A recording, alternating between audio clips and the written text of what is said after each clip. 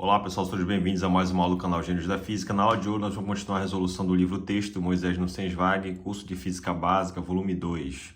Vamos fazer a questão de número 6 do capítulo 2, que trata sobre noções de hidrodinâmica. Tá?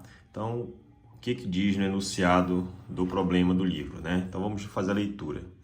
Então a questão 6 diz o seguinte, né?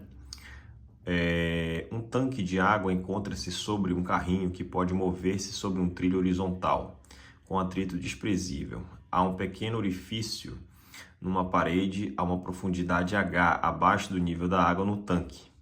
A área do orifício é A grande. Despreze o fator de contração da veia líquida.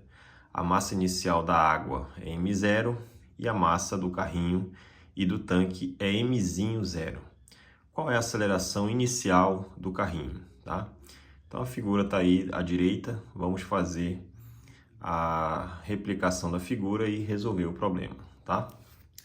Então, pois bem, então tá aqui, nós temos, né, o mesmo desenho, né, o carrinho, e aí você sabe o seguinte, né,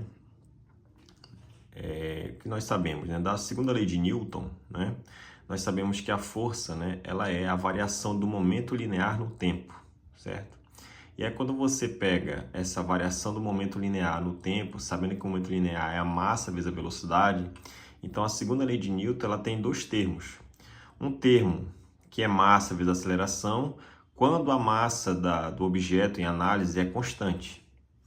E o outro termo, que é exatamente a variação da massa no tempo vezes a velocidade, né? Então, esse termo da segunda lei de Newton é exatamente para situações, né, em que o objeto em estudo, em análise, ele varia sua massa com o tempo. Tá? Então, que é o caso aqui, já que esse carrinho está cheio de água, de densidade ρ, e está um desnível H da superfície, né, com uma área A de saída, de vazão dessa água, então a água vai começar a escoar por esse orifício, né, saindo do carrinho, e a sua massa vai mudando com o tempo. Então isso é um problema difícil, só que ele quer que você faça análise tudo no início da vazão, né, no início aqui do sistema, né, começar a escoar o fluido. Então você aplica a segunda lei de Newton, né, força resultante é a variação da massa no tempo vezes a velocidade.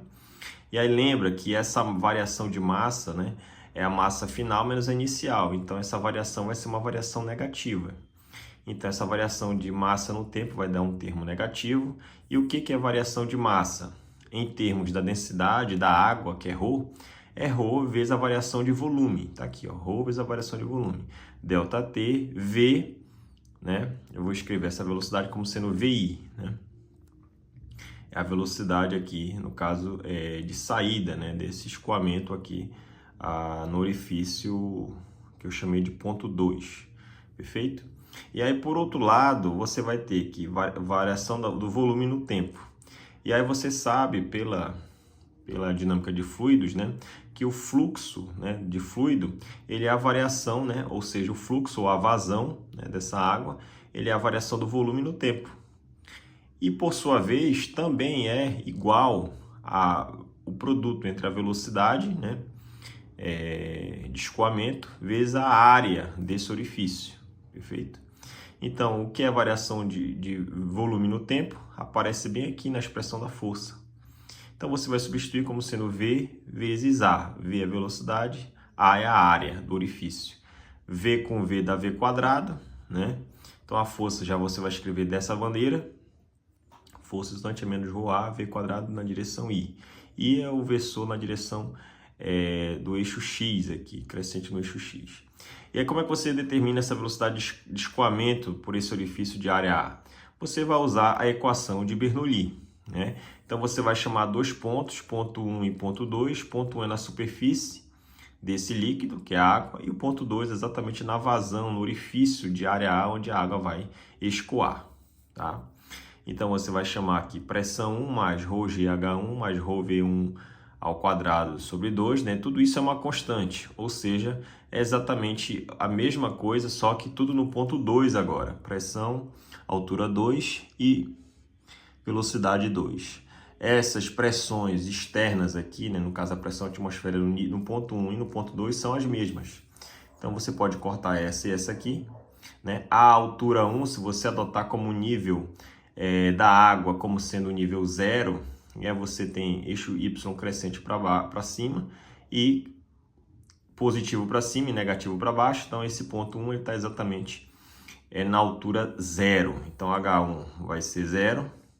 H2 é um ponto que está aqui, que está um desnível da superfície de H. De acordo com o meu referencial, então é menos H, né? Que está no eixo negativo do eixo Y para baixo. Então é menos H. Então H2 é menos H e fica essa expressão igual a 0. E aí você vai analisar agora do outro lado do termo, né? Então você vai ter aqui menos ρgh mais ρv2 ao quadrado sobre 2, você fatora o ρ, tudo isso igual a 0, então você conclui que essa velocidade 2 ao quadrado é 2gh. E aí, essa velocidade ao quadrado, ela aparece exatamente aqui, no termo de força resultante, né? Pois bem, então aí você vai substituir esse resultado nessa força, e você vai estar menos ρa 2gh na direção i. E o que é a força? Lembra que a força é o produto da massa vezes a aceleração, né? Já que eu quero fazer a análise inicialmente, então você vai ter o produto da massa m0. A massa m0 é a massa do carrinho mais do tanque vazio. E a massa m0 é a massa somente inicial da água que está lá dentro desse tanque, né? Então, se você quer achar essa aceleração inicial aqui, basta isolar. Esse termo está multiplicando, passa para o outro lado dividir. Então, essa aceleração inicialmente é menos 2ρgha sobre a massa m0 mais m0, tudo na direção i. Então, essa aceleração ela é no sentido negativo do eixo i, ou seja, esse carrinho com esse tanque ele vai acelerar para a esquerda. Perfeito? Já que para a direita é i. Para a esquerda vai ser menos i, tá certo? E aí vale notar o seguinte, ρ é constante, g também, mas essa altura varia com o tempo, né? Conforme a água vai escoando pelo orifício no ponto 2, né, na área A, esse nível da água vai caindo, esse H vai diminuindo. Então esse H muda com o tempo. E se esse H muda com o tempo, essa aceleração também muda no tempo, né? Então, não é uma aceleração, digamos, se fosse, se ele não mudasse com o tempo, se você tivesse todo o tempo aqui uma torneira enchendo esse tanque, ou uma chuva caindo, enchendo esse tanque, né? Você teria um H constante, um G e um ρ constante, e sobre esse termo constante. Então, essa aceleração seria constante, o movimento seria retilíneo uniformemente variado, né? É aquele movimento na cinemática onde a aceleração é constante, mas nesse caso o H muda no tempo, logo essa aceleração também muda no tempo, tá certo? Espero que todos tenham gostado, pessoal, até mais e bons estudos.